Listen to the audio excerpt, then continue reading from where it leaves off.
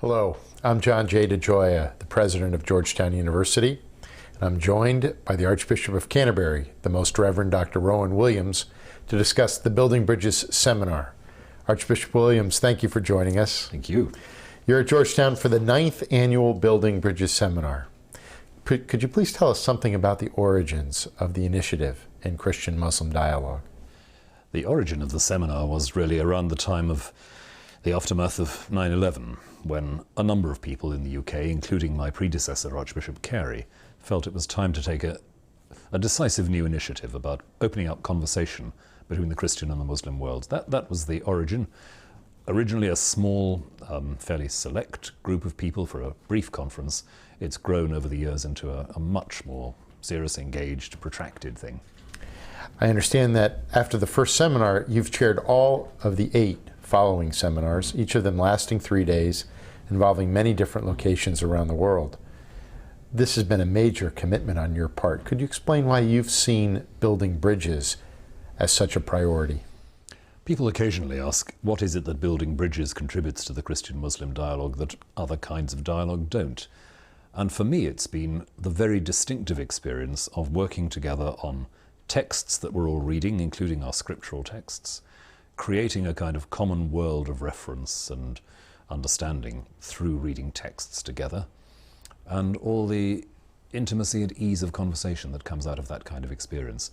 It's mattered to me because that's been the experience of it. That's been the distinctive contribution that I think this seminar makes and others don't. There are seminars, there are consultations and dialogues that perhaps address matters of practical concern very immediately, how we cooperate on the challenges that face us all. There are grassroots exchanges, such as we have in the Christian-Muslim Forum in the UK. But this, I think, dealing with scholars who are used to dealing with texts, I think that's a good model. Can you describe what happens in a typical Building Bridges seminar? Typically, we try and open up the conversation to wherever we are, which is one reason why we've alternated between being here at Georgetown and being in a setting where perhaps it's a more local matter, where there are real concerns locally about Christian-Muslim relations. We've been in the Middle East, we've been in Singapore, in Istanbul, in Sarajevo, and all of those have brought their distinctive contributions, I think. So normally, yes, we would have a small number of open lectures, relatively brief talks by some of the scholars involved, which are open to a wider public. And then we've closed the doors, as it were, we've gone into private session, and we've worked together on the texts that have been chosen. Why this approach? Why the focus on the texts? It depends a bit, I think, on whether it's a scriptural text or another kind of text we're looking at. And as I say, we've had both. Why that focus? Initially, there was a very strong feeling that it mattered a great deal to see how the other party used their scriptures. Because, of course, it's fundamental to both Christianity and Islam that we use sacred texts. And neither of us can assume we know what it's like for the other to be using those sacred texts. We've got to watch it in operation. So we've chosen texts from Scripture to see how people naturally deal with their own sacred texts and move on from there. But after a few years of that, there was also a feeling that both of us, of course, as religious traditions, have a vast heritage of commentary and reflection on those basic texts. And we need to familiarize ourselves with those as well, and perhaps particularly with the ways in which people respond to contemporary challenges. So we've done a bit of that as well. We've chosen texts from the tradition to engage with. And that means we are all working from the same sheet. We have texts that we are agreed on using together. It gives us a common frame of reference, and that helps in the conversation. Sure. As you've mentioned, there are many different approaches to dialogue and to Muslim-Christian encounter, some emphasizing practical cooperation, others focused on spiritual experience. Building Bridges is an approach to dialogue focused on intellectual encounter, involving theological discussions among academics. Within the wider picture of Muslim-Christian relations, what is the particular contribution of this approach?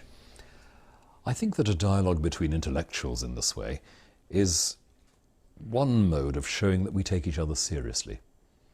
It's all too easy, I think, sometimes in interfaith relations to refuse the big intellectual challenges that another faith tradition puts to you. And sometimes, unfortunately, people don't even recognize that there is a dense and complex and rich intellectual tradition. So part of it is just that act of sheer respect towards one another. I'm saying to my Muslim colleagues, look, I know you've thought about this. I know this is interesting. I want to learn. I want to be enlarged and enriched by the questions you're asking. When you think about these last 8 seminars that you've been leading, are there particular moments that you recall, special insights, or? Oh, there are quite a few, I think. Sometimes it's been the setting we've been in. When we were in Sarajevo, I think the great insight that came from that extraordinary place was not only the awareness of recent and terrible suffering produced by intercommunal violence, but also the feeling that here was somewhere in which you could say Islam had been part of the European conversation, where for centuries Islam had been really native to a territory that was undoubtedly European. We can forget that. That's important. It was, I think, very helpful for many of us to see a kind of Muslim practice and culture there, which was not simply Middle Eastern, which is what most people think of first, or South Asian when they think of Islam, but something that had been shaped by the European context. That was a big moment of discovery.